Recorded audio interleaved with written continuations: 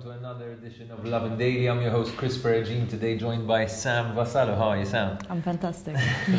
Today's episode is brought to you by PT Matic Environmental Services, and we've got a competition running where you could win the first recycled kayak, the world's first and only recycled kayak made from marine litter and fishing industry waste. All you need to do is send us your photos of any upcycled creations that you may have done in the link below. Now I'll just go through the headlines of today and we'll start talking about the stories. So, police have arrested yesterday the double murder suspect in a Floriana shooting. Sharabank will return this week on Love in Malta. A Maltese man has been told he's not eligible for the COVID vouchers. We'll talk a bit about what happened over there. 38 new COVID cases and 52 recoveries takes the number up to 666. And the Education Minister, Owen Bonnici, has promised schools reopening guidelines in the coming days. So Sam, tell us about what happened yesterday. There was a dramatic shootout in Floriana. Indeed. So yesterday saw massive breakthroughs in the investigation of the double homicide of Pandolfino and Majerovski. Essentially, police have arrested the prime suspect, Daniel Muka, yesterday in a dramatic Floriana raid. There was a confrontation between police and the suspect. Police shot what they say were flashbangs. The suspect was armed and eventually was arrested, and also a Maltese national is being held in police custody as a potential accomplice in hiding him in Floriana. Essentially, what we know till now, following a conference with Commissioner Gaffa, is that while before theft was being excluded as a theory of motive behind the crime, theft is now considered the main motive, as they have found that some gold was stolen from the murder victims' bodies, and other stolen items were found in the getaway car. May I remind you that the Volkswagen, which was the stolen car, was found in St. Luke's parking lot with a professional device which could disrupt radio frequencies, along with several stolen items. Very, very interesting till now. What we know so far about Muka is that he was already under police surveillance. He had breached his bail conditions, in fact, after they found the stolen car. And now we have, obviously, this prime suspect arrested, but the two suspects found on CCTV in the getaway car are still at large. We also know why he was on bail before, right? Him and his brother were involved in a jewelry heist back in 2017. Exactly. There was a lot of chatter on Facebook yesterday about whether they should have been out on bail and whether that's a failing of the courts. I think it was really good to see the police commissioner yesterday give a thorough press conference after a very, very successful investigation, what seems to be a very successful investigation in a short amount of time. It's nice to know that murders of this kind can be solved, or at least seem to be able to be solved within a few days, you know, and I think it shows that there's been quite an upgrade in terms of the police's image as well over the past few years, thanks to Police Commissioner Angelo Gaffa. We'll move on to the story, a big story for us at Love in Malta. Sharabank, Malta's favorite TV show, is going to return this week. We're going to be broadcasting a special program featuring the PN leadership rivals Adrian Delia and Bernard Grech.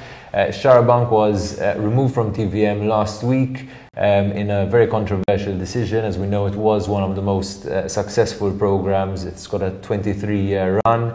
And we revealed yesterday as well that probably in replacement of Sharabank on TVM, there will be an entertainment show hosted by a familiar face, Ronald Briffa. The show on Friday will be broadcast to the combined Facebook following of Love in Malta and Sharabank. That's 350,000 Facebook followers. They will be enjoying this live broadcast online, which is going to be a first for Sharabank. If you want to advertise on the program, get in touch.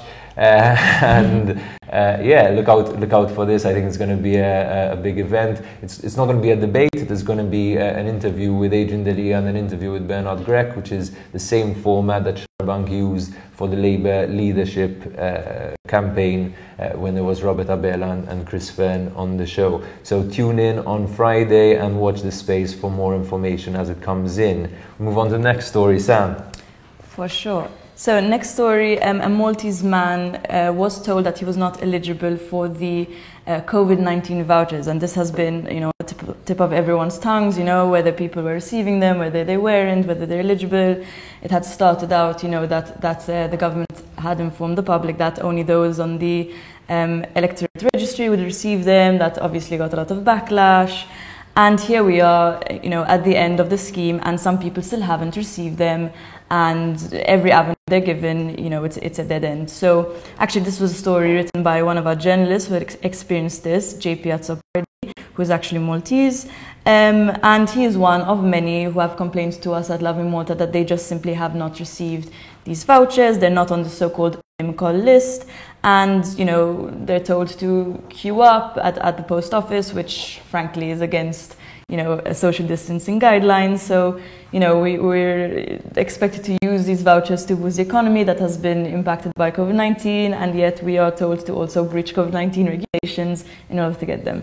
Very ironic, but I think it's interesting as well. Obviously, this was a massive scheme, I think worth about 44 million euro, if I'm not mistaken, and it was something that had to be launched across, like nationwide, and so obviously there would be these teething problems. But what's happening now is it's approaching, the end of this term, which I think is September, and so the people who haven't yet got this yet are particularly annoyed, especially if they've been living in Malta for years and paying taxes, and they haven't found a way to get these vouchers. Move on to the next story. Yesterday we had 38 new COVID cases. We also had 50 recoveries, and so the total active cases in Malta is now at 666. I guess it's good that the rate has now started to decline. At least the daily rate is lower than it was before. So that's some positive news. Yesterday as well, 2 countries were added to Malta's amber list. So that's Czech Republic and Tunisia. And these will now, visitors from these countries will now have to present a negative COVID test taken 72 hours before they arrive in Malta. And those are joining the other 3 countries on the list, which are Bulgaria, Romania, and parts of Spain.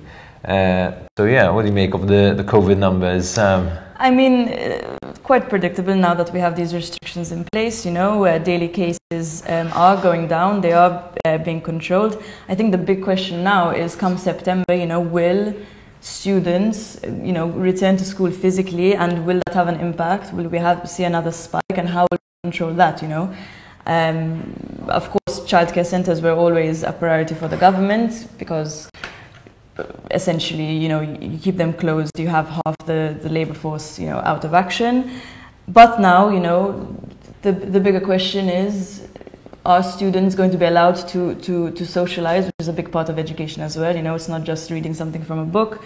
How safe is this? We're all looking at different countries. No one really knows the right road.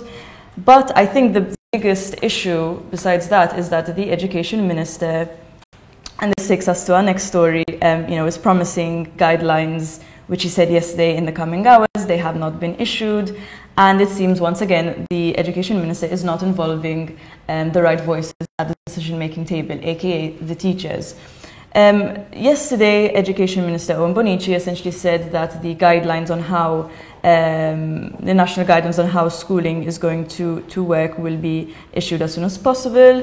What we know so far is that 3 scenarios were published for students. Essentially, it would be either completely online, as was happening from March till summer recess, offline, so business as usual, or a partial kind of system being tried out essentially in the UK, where you'd have a class cluster, going in and only mingling with that particular cluster and doing a sort of mix between like online and offline learning.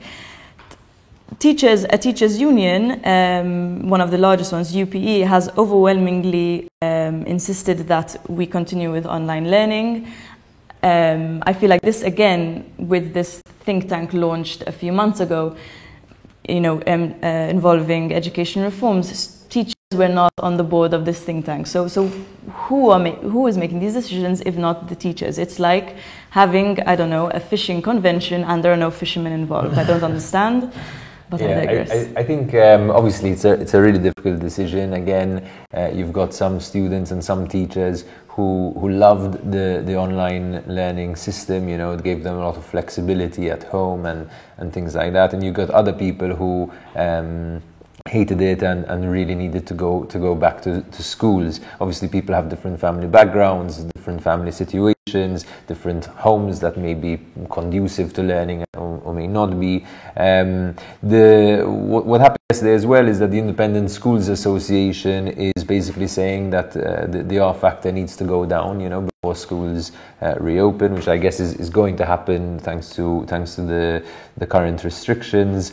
So again, it's a wait and see situation. We'll wait to hear from Owen Bonnici hopefully today about any guidelines that will be revealed. Today as well, there's another public inquiry being held, right, Sam? Indeed. So make sure to follow Love and Water's live blog for the latest in the public inquiry. We have our journalist Julian Bonnici there right now, and that's all for today. And have a great day. I want to add a last note on the competition that we're running. So PT Matic Environmental Services is giving away a recycled kayak. This is a world's first only recycled kayak made out of marine litter. So it's a really special prize. And you could win it just by sending us some photos of your own upcycled creations. So get creative, take some photos and use the link below to send them in. That's all we've got for you for today. I've been Chris and Sam on Lovin Daily. Have a day of loving.